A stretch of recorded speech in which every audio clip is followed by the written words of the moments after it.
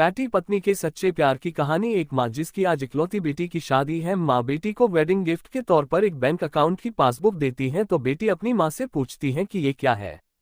माँ कहती है कि ये मेरी तरफ से एक छोटा सा वेडिंग तोहफा है। ये बैंक अकाउंट की पासबुक है, यह तुम्हारे जीवन के खुशी के लम्हों को संजोए रखेगी।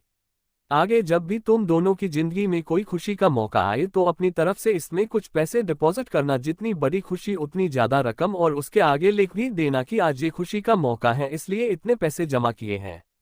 आज मेरी बेटी की शादी है तो मेरे लिए भी खुशी का दिन है कि इसलिए मैंने भी इसमें 1000 रुपये भी डिपॉजिट करा दिए हैं।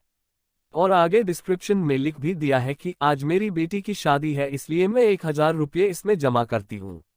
बेटी को अपनी माँ का दिया गिफ्ट बहुत प्यारा लगा। बेटी ने घर जाने के बाद जब यह बात अपने पति से की तो पति को भी यह चीज बहुत अच्छी लगी और कहने लगा कि ये तो बहुत अच्छा तरीका है अपने जीवन के खुशी के लम्हों को फिर से याद करने का। दोनों अब इंतजार ही कर रहे थे कि कब इसमें अगला डिपॉजिट हो। दोनों नए नए बहाने ढूंढते थे पैसे जमा करने के, कभी कि आज हम बाहर खाना खाने इसलिए 300 रुपये, आज पहली बार सांपिक करने गए इसलिए 500 रुपये, आज हस्बैंड का जन्मदिन है 800 रुपये, आज वाइफ का जन्मदिन है इसलिए 800 रुपये। ऐसे करते करते उसमें एंट्रीज भी बती गई और अमाउंट भी, और उसमें काफी पैसे इकट्ठा हो गए थे। शादी को कई साल बीत जाने के बाद दोनों में कुछ दूरियां बनने लगी। दोनों में छोटी मोटी नोकझोंक होनी शुरू हो गई थी। फिर कुछ दिनों के बाद झगड़े होने लगे। दोनों ने बात करना छोड़ दिया और एक दूसरे से खुश नहीं रहते थे। माँ को अपनी बेटी से मुलाकात किए हुए काफी दिन हो चुके थे तो एक दिन माँ अपनी बेटी से मिलने के लिए बेटी के घर गई तो बेटी कहने लगी कि माँ मैं अब और इस शादी में आगे अपना जीवन नहीं गुजार सकती।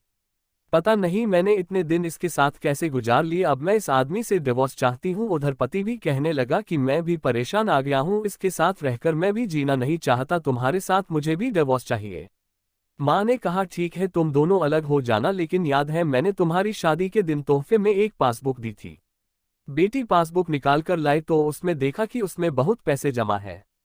माँ ने कहा जब शादी इतनी ही बुरी थी तो पहले अपनी शादी से जुड़ी कोई याद भी अपने पास नहीं रखनी चाहिए, पहले इसमें जमा रकम को खर्च करना होगा फिर तुम डिवोर्स ले सकते हो। दोनों ने कहा ठीक है और अगले ही दिन बेटी पासबुक लेकर बैंक जाती है। पैसे निकालने के लिए बैंक में पैसे निकालने वालों की लाइन लगी थी तो बेटी भी लाइन में खड़ी हो गई। अब खड़े हुए काफी देर हो गई थी। बेटी ने खड़े खड़े ही पासबुक खोली और देखने लगी कि इसमें कब कब पैसे जमा किए थे। बेटी देखते ही देखते उसे पता ही नहीं चला कि कब उसकी आंखें भर आई अपने बीते लम्हों को याद करके जो उसने उसी पति के साथ बिताए थे जिसे वो आज डिवोर्स देने चली थी। बेटी बिना पैसे निकाले वापस घर आ गई और अपने पति से कहने लगी कि ये मुझसे नहीं हो पाएगा, ऐसा करो तुम ही जाकर इसमें जमा सारा पैसा खर्च कर दो। पति ने कहा ठीक है और पति बैंक गया, लाइन में खड़ा हो गया। उसकी नज़र भी पासबुक पर पड़ी और उन सारे खुशी के लम्हों पर पड़ी जो उसने अपनी उसी पत्नी के साथ बिताए थे जिसे वो आज तलाक देना चाहता है। अपने जीवन के सबसे हसीन लम्हों को याद करके पति की भी आंखें भर आई और वो भी लाइन से निकल गया। पति घर आया और पासबुक अपनी पत्नी के हाथ में दी तो पत्नी पासबुक में देखती है कि उसमें आज ही के दिन 5000 रुपये जमा हुए हैं और उसके आगे लिखा है कि आज खुशी का दिन है कि मुझे एहसास हो चुका है कि वो उसे छोड़ने जा रहा था जिसे वो सबसे ज्यादा प्यार करता है। मैंने फैसला कर लिया है कि अब बाकी की सारी जिंदगी उसी के बिताना चाहता हूँ। यह देखकर दोनों की आंखें भर आई और गले लगकर खूब रोए और प्रॉमिस किया कि अब वो कभी नहीं लड़ेंगे।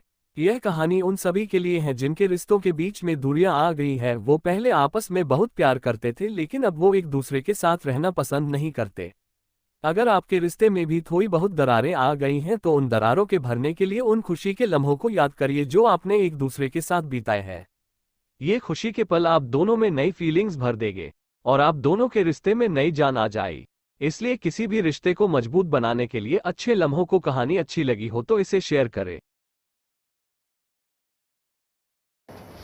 नमस्कार दोस्तों, आप देख रहे हैं हमारा YouTube चैनल हनिया वॉइस टीके।